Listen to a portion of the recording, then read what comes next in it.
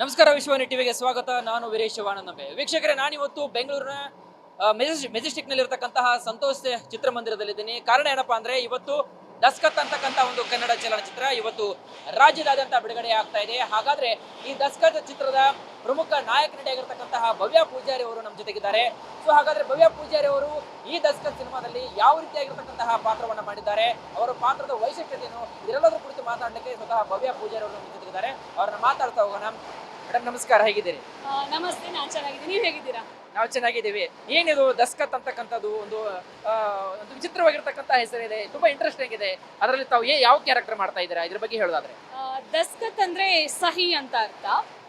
ನಾನು ಈ ಮೂವಿನಲ್ಲಿ ಒಂದು ಹಳ್ಳಿ ಹುಡುಗಿ ಪಾತ್ರನ ಮಾಡ್ತಾ ಇದ್ದೀನಿ.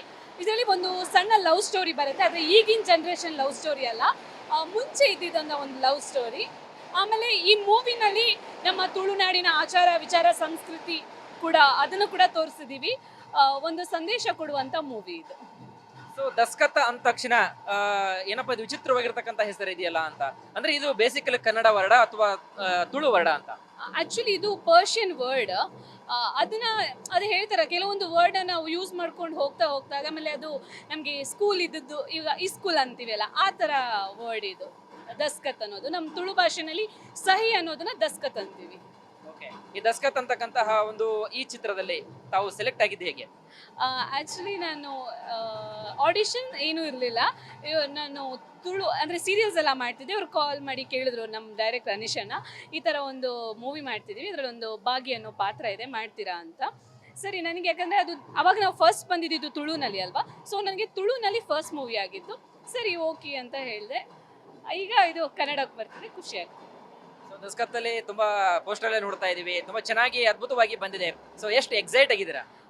ತುಂಬ ಎಕ್ಸೈಟ್ ಆಗಿದ್ದೀನಿ. ಎಲ್ಲರೂ ಬಂದು ಸಪೋರ್ಟ್ ಮಾಡಿದ್ರೆ, ಥಿಯೇಟರ್ಗೆ ಬಂದು ಈ ಮೂವಿನ ನೋಡಿದ್ರೆ ಖಂಡಿತವಾಗ್ಲೂ ಈ ಮೂವಿ ಗೆಲ್ಲತ್ತೆ. ಯಾಕೆ ಅಂತಂದರೆ ಇದರಲ್ಲಿ ನಮ್ಮ ಟೀಮ್ ಇದು ಹಾರ್ಡ್ ವರ್ಕ್ ಇದೆ. ಆ ಹಾರ್ಡ್ ವರ್ಕ್ ವಿನ್ ಆಗಬೇಕು ಅಂತಂದರೆ ಜನ ಎಲ್ಲ ಬಂದು ಮೂವಿನ ನೋಡಬೇಕು. ಭವ್ಯ ಪೂಜಾರಿ ಅವರದ ಎಷ್ಟನೇ ಸಿನಿಮಾ ಇದು? ನಾನು ಮೂವೀಸಲ್ಲಿ ಸಣ್ಣ ಪುಟ್ಟ ಪಾತ್ರ ಮಾಡಿದ್ದೆ, ಆದರೆ ನಾನು ಲೀಡಾಗಿ ಮಾಡಿರೋ ಮೂವಿ ಅಂತ ಅಂದರೆ ಅದು ದಸ್ಕತ್. ಈಗ ಫೈನಲ್ ಏನು ಹೇಳಕ್ಕೆ ಇಷ್ಟಪಡ್ತೀರಿ?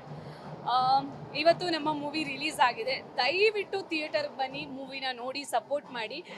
ನಮ್ಮ ಟೀಮ್ ಸಪೋರ್ಟ್ ಮಾಡಿ. ನಿಮ್ಗೆ ಖಂಡಿತವಾಗ್ಲೂ ಈ ಮೂವಿ ಇಷ್ಟ ಆಗುತ್ತೆ. Thank you madam. Wish you all the best, ನಿಮಗೂ ಕೂಡ ನಿಮ್ಮ ತಂಡಗೂ ಕೂಡ. ಎಸ್, ಇದಾಗಿತ್ತು ಭವ್ಯ ಪೂಜಾರಿ ಅವರ ಮಾತು. ಕ್ಯಾಮ್ರಾ ಪರ್ಸನ್ ಗಿರೀಶ್ ಜೊತೆ ನಾನು ವೀರೇಶ್ ವಾಣನಂಬಿ, ಬೆಂಗಳೂರು.